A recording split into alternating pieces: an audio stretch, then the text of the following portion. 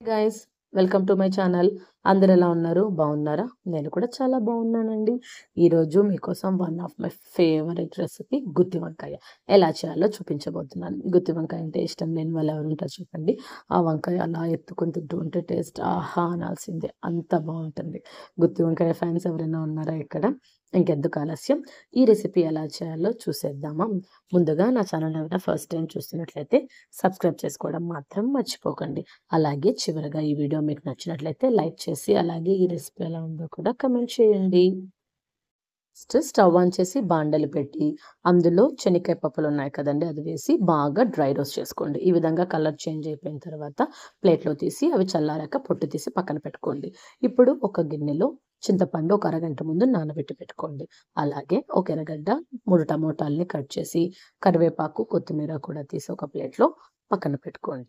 Next mixie jar తీసుకొని ఆ mixie జార్లో మనం ఇందాక వేయించి తోలు తీసి పెట్టుకున్నాం కదండి శనక్కాయ పప్పులు, అవి వేసి అల్లంని కూడా నెట్టిగా తోలు తీసేసి సన్న సన్న ముక్కలుగా కట్ చేసి, అలాగే తెల్లగడ్డ కూడా పాయలుగా తీసేసి అవి కూడా వేసుకోండి. అలాగే అందులోనే పసుపు పొడి, అలాగే మిరప్పొడి 2 స్పూన్లు వేసుకోండి. మసాలా మొత్తం ఈ కారం అంతా కూడా ఈ మసాలాలోనే ఉంటుందన్నమాట. అలాగే 1 స్పూన్ ధనియాల పొడి కూడా వేసుకొని మసాలాలకి పట్టడానికి కల్లులుప్పు కూడా వేసి, ఇప్పుడు ఇందులో లైట్గా కొంచెం వాటర్ పోసుకోండి. లైట్గా వాటర్ పోసుకొని మిక్సీ మూత పెట్టి బాగా మెత్తటి పేస్ట్ లాగా చేసుకొని పక్కన పెట్టుకోండి. ఇప్పుడు స్టవ్ ఆన్ చేసి బాండలి పెట్టి అందులో ఒక 7 స్పూన్స్ ఆయిల్ వేయండి. ఆయిల్ వేడెక్కిన తర్వాత అందులో ఆవాలు, జీలకర్ర, అలాగే మెంతులు వేసి అవి చిటపటలాడిన తర్వాత ఇంగువ కూడా వేసి, నెక్స్ట్ మనం కట్ చేసుకున్నటువంటి ఎర్రగడ్డ, కరివేపాకు వేసి వేయించండి. అది వేగిన తర్వాత టమోటా ముక్కలు కూడా వేసి టమోటాస్ మగ్గనివ్వండి. ఆ టమోటాస్ మగ్గేలోపు మనం వంకాయ ఈ విధంగా నిమిషాలుగా కట్ చేసి ఉప్పు నీటిలో పెట్టుకోవాలి. ఇప్పుడు ఇందులో మనం ముందుగా గ్రైండ్ చేసుకున్నాం కదండి మసాలా, ఆ మసాలాని ఈ మిడిల్లో అంతా బాగా స్టఫ్ చేసి ప్లేట్లో తీసి పెట్టుకోండి. ఇదే విధంగా అన్ని వంకాయలకి మిడిల్లో మసాలాస్ అంతా స్టఫ్ చేయాలన్నమాట. ఈ గుత్తి వంకాయకి టేస్ట్ మొత్తం కూడా ఈ మసాలాల్లోనే ఉంటుందండి.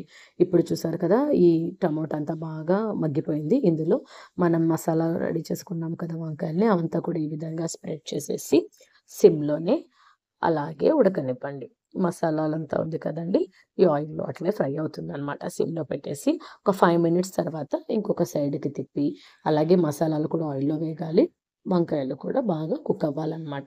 సో, వంకాయలంతా బాగా ఉడికిన తర్వాత లాస్ట్‌లో చింతపండు నీళ్లు వేసేసి మొత్తాన్ని బాగా ఇంకొకసారి మిక్స్ చేసి మూత పెట్టి సిమ్‌లోనే 15 మినిట్స్‌కంతా చూసారు కదా, బాగా వంకాయ ఉడికిపోయింది, పులుసు కూడా చిక్కబడింది. ఈ స్టేజ్‌లో స్టవ్ ఆఫ్ చేసేసి వేడి వేడిగా సర్వ్ చేసుకొని తిన్నారంటే టేస్టీ గుత్తి వంకాయ కర్రీ రెడీ.